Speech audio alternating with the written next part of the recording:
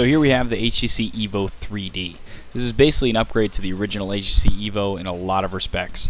Does have the same size screen, 4.3 inches, but it is an SLCD screen instead of a regular TFT capacitive touchscreen. It has slightly better resolution, 540 by 960 instead of 480 by 800.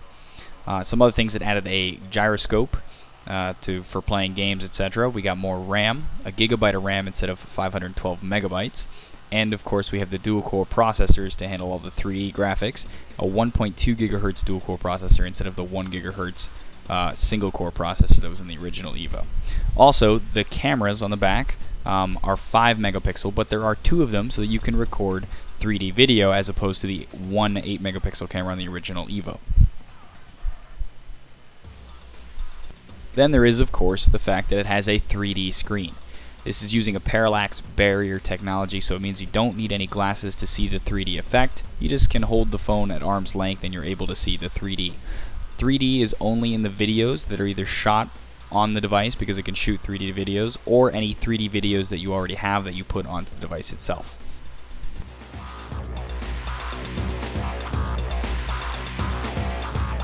Okay, so here we have the HTC Flyer. This is HTC's first tablet. It's the same size as a Galaxy Tab. It's 7 inches. It is a capacitive screen just like the Galaxy Tab as well. Besides that, it has a 1.5 gigahertz processor versus the Galaxy Tab's 1 gigahertz. Has 1 gig of RAM compared to 512 on the Galaxy Tab, and has a 5 megapixel camera on the back compared to a 3.15. Now, the real difference here though is in the software. It does have this capacitive stylus. We're being told that you might have to actually buy the stylus separately, which is kind of a bummer. But with the capacitive stylus, you can draw on the screen using their notes program and switch between a pencil, a pen, a highlighter, an eraser. But you can also tap anywhere on the screen, and this turns it into a screenshot automatically regardless of what application you're in. And then you can write on the screen using any of those utensils I mentioned before, and then tap the screen again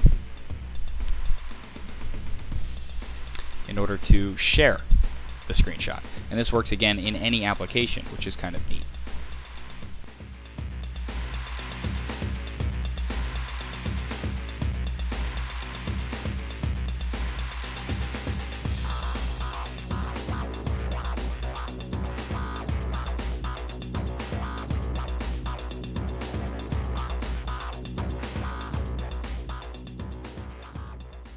Any application also does include photos.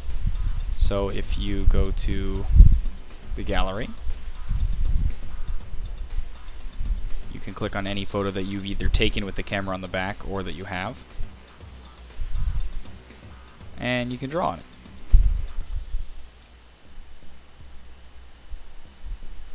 So because of this software, you could see this as a nice replacement for anyone that has to carry around a notepad and write down notes or sketch or anything like that.